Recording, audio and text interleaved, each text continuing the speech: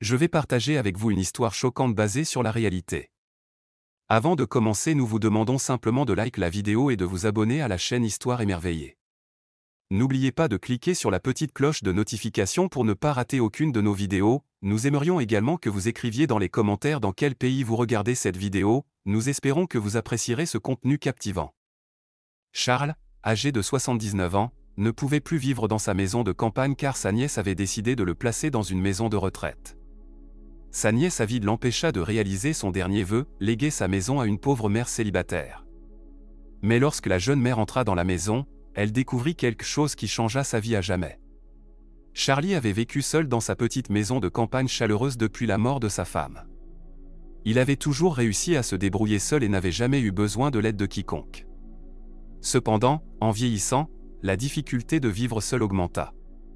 Même à l'âge de 79 ans, il essayait de garder la maison et le jardin propres. Bien que son énergie et sa santé ne puissent plus suivre sa volonté. Charlie était en train de changer les bûches dans la cheminée lorsque le téléphone sonna, résonnant dans toute la maison. Au bout du fil se trouvait sa nièce, abordant le même vieux sujet. « Oncle, nous ne devrions même pas discuter de ça, tu dois aller dans une maison de retraite maintenant, il y aura des professionnels de santé et tout ce qu'il faut pour s'occuper de toi de la meilleure façon possible », dit la jeune femme avec respect. Elle persista, affirmant que le vieil homme aurait des activités à faire et d'autres personnes autour de lui, donc il ne serait plus seul. Charlie écouta tous les arguments et finit par accepter, il irait vivre dans une maison de retraite. Quoi qu'il en soit, il savait que sa nièce, Sophia, insisterait jusqu'à ce qu'il accepte. Depuis la mort de son unique fils, Charlie n'avait plus personne dans sa vie, excepté Sophia, qui bien qu'elle ne lui rende pas visite, restait rarement sans nouvelles, elle essayait toujours de le persuader de quitter sa maison. Le vieil homme accepta, mais il voulait d'abord savoir ce que la jeune femme prévoyait de faire avec sa maison de campagne et son petit terrain. Elle comprenait un joli jardin que feu sa femme avait planté et qu'il avait entretenu avec amour au fil des ans. Sophia écouta attentivement et décida qu'il serait préférable de vendre l'endroit, et que Charlie pourrait garder tout l'argent. « Eh bien, évidemment, ça ne me dérangerait pas que tu me laisses une petite commission, » dit la jeune femme d'un ton enjoué mais espiègle. Cependant, il semblait que Charlie avait tout préparé puisqu'il accepta d'aller à la maison de retraite. Il n'avait qu'un seul souhait, très simple, il voulait offrir sa maison à Emily, sa voisine. Elle était une mère célibataire avec 2 enfants brillants, mais en raison des conséquences tragiques de la vie, elle vivait dans une maison en ruine que la ville pourrait condamner à tout moment.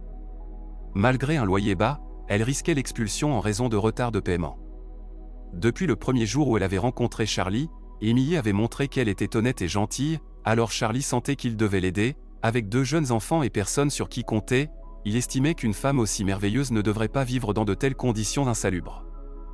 Cependant, Sophia ne semblait pas apprécier cette idée et exprima rapidement son mécontentement à son oncle.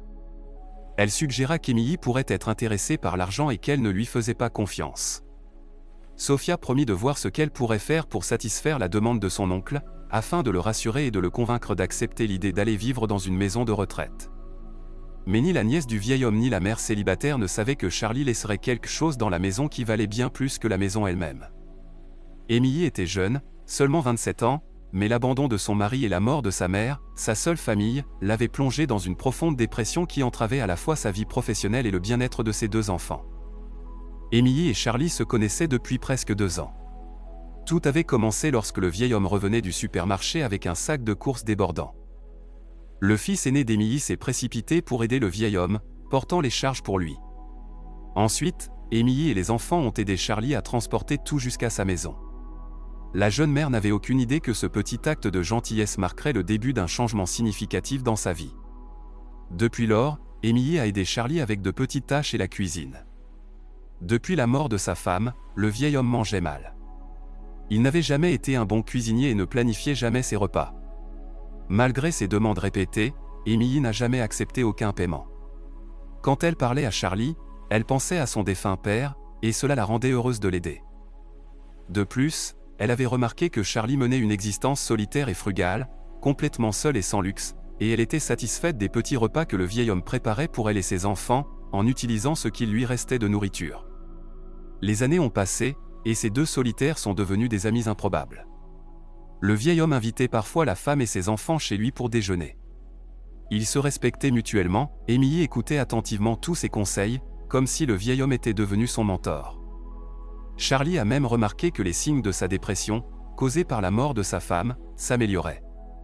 Pendant ce temps, Emily appréciait le sentiment d'aider quelqu'un dans le besoin, tout en ayant quelqu'un avec qui parler de la vie, quelqu'un à qui elle pouvait se confier. Un véritable ami. Lorsque Charlie annonça à Emily qu'il déménageait dans une maison de retraite, il ne put retenir ses larmes. Il expliqua que sa nièce l'appelait toutes les semaines depuis 3 ans pour le convaincre de quitter sa maison à la campagne, et qu'il n'avait tout simplement plus l'énergie de se disputer à ce sujet. En ce qui concernait Charlie, il serait heureux de vivre dans sa maison jusqu'à son dernier souffle. Après tout, cette maison avait été construite par lui et sa femme de leurs propres mains. Mais dans cette vie, on ne peut pas avoir tout ce qu'on veut, n'est-ce pas, dit l'homme, résigné à son sort. Emily le serra dans ses bras et lui dit qu'il pouvait toujours compter sur elle pour l'aider. Il la remercia pour tout ce qu'elle avait fait, et Emily, je suis reconnaissant que tu me fasses à nouveau sentir utile. Charlie fut transféré dans une maison de retraite en l'espace d'1 mois. Sa nièce Sophia prit l'initiative, choisit l'endroit et compléta rapidement les formalités administratives. Elle se fichait des goûts et des dégoûts du vieil homme car elle ne lui avait même pas demandé son avis. Emily n'eut pas l'occasion de voir Charlie partir, elle avait seulement un pressentiment que le vieil homme était parti car elle ne le revit jamais sur le marché qu'elle fréquentait, ni aux alentours de sa maison à la campagne. Ses enfants regrettaient de ne plus jouer avec le vieil homme qui avait été très proche d'eux ces dernières années. Alors, Emily allait de temps en temps à la maison de campagne du vieil homme, espérant le rencontrer là-bas et lui dire au revoir comme il se doit. Mais ce n'était pas Charlie qu'elle trouva lorsque la jeune mère vint rendre visite. Sophia, sa nièce, était à l'intérieur de la maison, elle semblait mettre des objets poussiéreux dans des boîtes usées. Emily s'approcha d'elle, pensant que Charlie lui avait parlé de sa nièce, pour se présenter ou même offrir son aide. Cependant, lorsqu'elle se présenta et demanda où se trouve, Sophia ignora les tentatives d'Emily de la raisonner. Elle la mit pratiquement dehors de la propriété, la menaçant d'appeler la police si elle ne partait pas immédiatement. Emily était révoltée par la grossièreté de Sophia, mais elle fit de son mieux pour surmonter son choc, décidant qu'elle essaierait de découvrir par elle-même où Charlie logeait. Elle confia ses enfants à la garderie communautaire et se rendit tôt le lendemain pour retrouver Charlie. Elle savait qu'il n'y avait que 3 maisons de retraite dans la ville, dont 2 étaient plus proches de son quartier et la 3e dans une région éloignée. Ses espoirs furent anéantis après avoir visité les 2 premières maisons de retraite. Et son humeur n'avait jamais été aussi basse car Charlie pouvait être n'importe où dans la ville ou le pays. Après tout, comment Sophia pouvait-elle être sûre de ne pas avoir placé son oncle dans l'endroit le plus éloigné possible? Emily se méfiait de la nature et du caractère de sa nièce, elle était donc préparée à tout. Après avoir manqué un bus et marché pendant des heures pour atteindre la maison de retraite la plus éloignée de la ville, Emily arriva à la réception presque évanouie d'épuisement. Elle demanda si Charlie était résident ici et s'il pouvait recevoir une visite. Elle posa la question de cette manière pour ne pas sembler ignorante et être chassée de l'endroit comme elle l'avait été de la maison de campagne du vieil homme. Et, à sa grande surprise, la réceptionniste lui dit que, en effet, l'homme était là et qu'il pouvait recevoir des visites, mais seulement de sa famille. « C'est bon, je suis sa nièce », dit la jeune mère sans broncher, espérant enfin voir son amie. « Ah oui, je trouvais étrange de n'avoir entendu que ta voix toutes ces semaines, tu es enfin venu rendre visite à ton oncle, je suppose qu'il aurait besoin de compagnie, dit l'infirmière. » Cela a confirmé à Emily qu'après l'hospitalisation, Sophia n'avait plus cherché à revoir son oncle. Emily se dépêcha de traverser les couloirs car les heures de visite allaient bientôt se terminer et elle voulait profiter du temps qu'il lui restait avec Charlie. De plus, elle devait chercher ses enfants à la garderie dans peu de temps. Tout se passait bien, et elle était excitée de voir son ami, mais elle fut choquée par ce qu'elle vit. Son vieux ami avait l'air plus malade et plus fragile que jamais alors qu'il était allongé dans son lit avec une expression défaite. Le vieil homme réussit à hocher la tête et à sourire avec les yeux quand il vit Emily, et il demanda à l'infirmière de l'asseoir pour pouvoir lui parler. Emily s'assit sur la chaise à côté du lit de Charles, et il commença à lui demander doucement comment la femme allait et comment allaient ses enfants. Emily détestait annoncer de mauvaises nouvelles, d'autant plus à un homme dans cet état. Mais elle dit la vérité, une vérité qu'elle-même n'aurait pas voulu croire. Elle dit aussi que son plus jeune fils était malade depuis quelques semaines, mais que les médecins n'avaient toujours pas identifié ce qu'il avait, ce qui l'inquiétait encore plus. En écoutant la femme, Charlie semblait gagner en force, comme s'il prenait une décision importante concernant son avenir en privé. Lorsqu'il réussit enfin à chuchoter à l'oreille d'Emily ce qu'il voulait en dire, la femme changea complètement, laissant son expression de préoccupation se transformer en surprise. La jeune. Il la serra alors la main et dit « J'aurais aimé laisser cela à mon fils, mais malheureusement, il est parti avant que je puisse lui offrir ce cadeau, alors maintenant c'est à vous. Utilisez-le pour prendre soin de votre enfant, qu'il reste en bonne santé et en forme. » L'infirmière entra ensuite dans la chambre et informa Émilie que les heures de visite étaient terminées. Émilie se leva et regarda le lit où se trouvait le vieil homme, elle sourit et fit un signe de la main « Ne pensez pas vous débarrasser de moi si facilement, Charlie. Je reviendrai demain, plus tôt, et nous reprendrons tout depuis le début. » Les projets semblaient parfaits, et le désir de revoir Charlie commença dès qu'elle franchit la porte. Mais elle ne savait pas que ce seraient ses dernières paroles à son cher ami. Le lendemain, Émilie répéta la même routine que la veille. Elle déposa ses enfants à la garderie et se rendit directement à la maison de retraite. Cette fois-ci, elle avait caché dans son sac un plat de pâtes, le plat préféré de Charlie. Émilie fut choquée d'apprendre que Charlie était décédé tôt le matin à son arrivée à la maison de retraite. La même infirmière qui l'avait surprise la veille lui demanda si l'autre nièce du vieil homme ne lui en avait pas parlé, car il l'avait appelée aux premières heures du matin. Sans répondre, Émilie s'en alla précipitamment, avec une triste expression de déception. Charlie avait été son meilleur ami pendant des années, et maintenant il était parti pour de bon. La femme retourna chez elle, complètement dévastée, pour trouver une nouvelle fois un avis d'expulsion collé à la porte. Après avoir pris un moment seul pour assimiler la nouvelle, elle se dirigea vers le chalet. En marchant vers l'endroit, elle était prise par des sentiments mitigés, car, selon le dernier souhait de Charlie pour elle, la maison de campagne lui appartiendrait, mais malheureusement, elle n'aurait plus le vieil homme à ses côtés pour partager sa joie. Émilie entra et s'assit sur le canapé après avoir pris une clé de secours sous le tapis, là où il la laissait toujours. Malgré tous ses efforts pour se détendre, elle ne pouvait s'empêcher de penser à Charlie et à la façon dont il était mort seul, sans personne à ses côtés. Bien qu'elle ait de nombreux souvenirs du défunt ami jouant avec ses enfants au fil des ans. Maintenant la maison semblait juste être vide. Pour les enfants, Charlie était comme le grand-père qu'ils n'avaient jamais eu. Pendant une seconde, elle se souvint de ce que Charlie lui avait murmuré lors de leur dernière conversation, et elle se rendit dans la chambre du vieil homme et poussa son lit de côté, découvrant un petit trapdoor dans le plancher. Pensant que c'était juste une autre blague de son cher ami, elle s'accroupit et l'ouvrit lentement.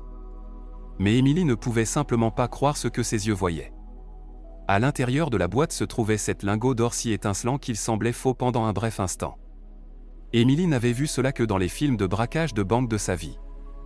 C'était l'économie de toute une vie de Charlie, ce qui expliquait pourquoi il vivait avec une telle austérité. Charlie avait l'intention de léguer tout cela à son fils.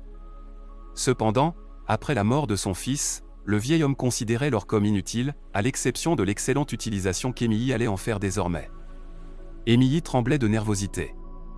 Elle ne savait pas si elle devait ranger ses lingots à nouveau ou les emporter chez elle. Elle réfléchit pendant quelques instants, retira les lingots d'or et les plaça dans une boîte plus résistante, puis alla à la porte et, comme si tout était clair dans son esprit, elle mit son plan à exécution. Tout d'abord, le lendemain, Émilie décida de nettoyer complètement la maison et accrocha une photo de Charlie près de la porte. Plaçant une bougie en l'honneur de son cher ami. Il y avait suffisamment d'espace pour que ses enfants s'installent, mais en seulement 2 jours, ce qui semblait parfait serait terminé. C'est parce que Sophia, la nièce de Charlie, arriva à la maison de campagne et fut horrifiée de voir Émilie et son fils y vivre. Indignée, elle demanda ce qu'elle pensait faire là-bas. Émilie s'est montrée directe, elle a raconté à Sophia sa visite à Charlie le dernier jour de sa vie et la promesse qu'il lui avait faite, que la maison et tout ce qui s'y trouvait appartenait désormais à elle et à ses enfants. Sophia a moqué Émilie, l'accusant d'être une profiteuse et suggérant même qu'elle pourrait avoir des problèmes mentaux pour penser une telle chose. « Tu crois vraiment que mon oncle laisserait sa maison à une étrangère et à 2 mômes ?» Sophia a immédiatement appelé la police et 20 minutes plus tard, un policier a frappé à la porte de la maison de campagne et a écouté les 2 parties de l'histoire. L'agent s'est adressé poliment et respectueusement à Émilie. « Madame, pour que cela soit valable, j'ai besoin de voir le testament qui prouve que la maison vous appartient vraiment, sinon, veuillez quitter les lieux immédiatement. » La jeune mère était sans voix. Ses enfants ont tout vu. Émilie a dû enlever les affaires de ses enfants et les sortir de la maison, ce qu'elle a fait avec précaution. Sophia a déclaré que ce n'était pas la fin de ses actions. Elle continuerait de signaler la jeune mère pour violation de domicile et ferait tout ce qui était en son pouvoir pour la faire condamner. Si la nièce de Charlie avait su ce qui se passerait quelques semaines plus tard, elle aurait été moins arrogante. Suite à la plainte de Sofia selon laquelle Émilie s'était introduite chez elle, la jeune mère a dû répondre des accusations. Cependant, comme elle n'avait pas de casier judiciaire et avait 2 enfants qui dépendaient exclusivement d'elle, Émilie a été libérée, mais elle a dû trouver un avocat commis d'office pour défendre son cas. Avec l'avis qu'elle avait reçu une ordonnance restrictive, Émilie a été informée qu'elle ne pouvait pas s'approcher du chalet, elle n'a donc même pas vu le panneau à vendre planté dans le jardin de la maison. Sofia n'avait pas pris la peine de retirer les affaires personnelles de Charlie de la maison, laissant tout à celui qui voudrait l'acheter. Les premières offres sont arrivées quelques semaines plus tard. Andrew, un avocat d'un cabinet bien connu, en faisait partie. Il contacta Sofia par téléphone pour exprimer son intérêt pour l'achat de la maison. Mais l'homme dit qu'il paierait en espèces car l'endroit était simple et ne valait pas grand-chose. Comme les autres offres incluaient des plans de paiement, Sofia accepta immédiatement l'offre en espèces d'Andrew. Elle prévoyait que l'homme récupérerait les clés de la maison dans 2 semaines. La jeune femme expliqua qu'elle ne pouvait pas remettre le chalet tant qu'elle n'aurait pas enlevé toutes les vieilles choses inutiles. Mais Andrew l'assura que tout irait bien. Il accepterait l'endroit exactement tel qu'il était car il était pressé. Sofia ne pouvait pas être plus heureuse au téléphone et organisa une rencontre avec lui pour lui remettre les clés et recevoir son argent le lendemain. Le mercredi à 9 h du matin, l'avocat arriva dans une voiture de luxe aux vitres teintées. Il sortit, se présenta comme la personne responsable d'avoir contacté la nièce, et dit qu'il était heureux de conclure les négociations. Andrew ouvrit alors une mallette contenant l'argent liquide et laissa Sofia compter chaque billet. Après avoir examiné chaque liasse, Sofia signa les documents qu'Andrew lui avait donnés et lui dit à quel point elle était heureuse de sa vente. Mais l'homme, d'un regard perçant et d'une expression sérieuse, regarda Sofia et dit « Je vous remercie pour tout, mais je pense qu'il serait préférable que vous félicitiez la vraie nouvelle propriétaire de la maison, ou plutôt maîtresse. Laissant tout à celui qui voudrait l'acheter. » Les premières offres sont arrivées quelques semaines plus tard. Andrew, un avocat d'un cabinet bien connu, en faisait partie. Il contacta Sofia par téléphone pour exprimer son intérêt pour l'achat de la maison. Mais l'homme dit qu'il paierait en espèces car l'endroit était simple et ne valait pas grand-chose. Comme les autres offres incluaient des plans de paiement, Sofia accepta immédiatement l'offre en espèces d'Andrew. Elle prévoyait que l'homme récupérerait les clés de la maison dans 2 semaines. La jeune femme expliqua qu'elle ne pouvait pas remettre le chalet tant qu'elle n'aurait pas enlevé toutes les vieilles choses inutiles. Mais Andrew l'assura que tout irait bien. Il accepterait l'endroit exactement tel qu'il était car il était pressé. Sofia ne pouvait pas être plus heureuse au téléphone et organisa une rencontre avec lui pour lui remettre les clés et recevoir son argent le lendemain. Le mercredi à 9 h du matin, l'avocat arriva dans une voiture de luxe aux vitres teintées. Il sortit, se présenta comme la personne responsable d'avoir contacté la nièce, et dit qu'il était heureux de conclure les négociations. Andrew ouvrit alors une mallette contenant l'argent liquide et laissa Sofia compter chaque billet. Après avoir examiné chaque liasse, Sofia signa les documents qu'Andrew lui avait donnés et lui dit à quel point elle était heureuse de sa vente. Mais l'homme, d'un regard perçant et d'une expression sérieuse, regarda Sofia et dit « Je vous remercie pour tout, mais je pense qu'il serait préférable que vous félicitiez la vraie nouvelle propriétaire de la maison, ou plutôt maîtresse. » Alors, Émilie dit ce qu'elle avait voulu dire depuis un moment, « Tu n'étais intéressé que par ce que ton oncle pouvait te donner, jamais par ses vrais souhaits. Et à cause de toi, il est mort seul dans cette maison de retraite. Vivre avec cette culpabilité ne sera pas facile, je suis désolé que tu ne te sois pas donné la peine de découvrir à quel point il était une personne remarquable, mais je suis également soulagé qu'il n'ait pas eu à vivre avec toi. De plus, je suis contente que tu aies rencontré mon avocat car nous allons bientôt te poursuivre pour contrainte et mauvais traitement envers une personne âgée. Prépare-toi à perdre l'argent que tu viens de recevoir. Rendez-vous au tribunal. » Et c'est ainsi qu'Émilie dit au revoir à Sofia ce jour-là, en fermant la porte de sa maison tout en regardant ses yeux furieux. Émilie promit de respecter la maison de campagne que Charles et sa femme avaient tant travaillé pour construire. Elle promit à l'avocat qu'elle élèverait ses enfants avec fierté dans cet endroit. La jeune mère ralluma la bougie sous la photographie de Charlie.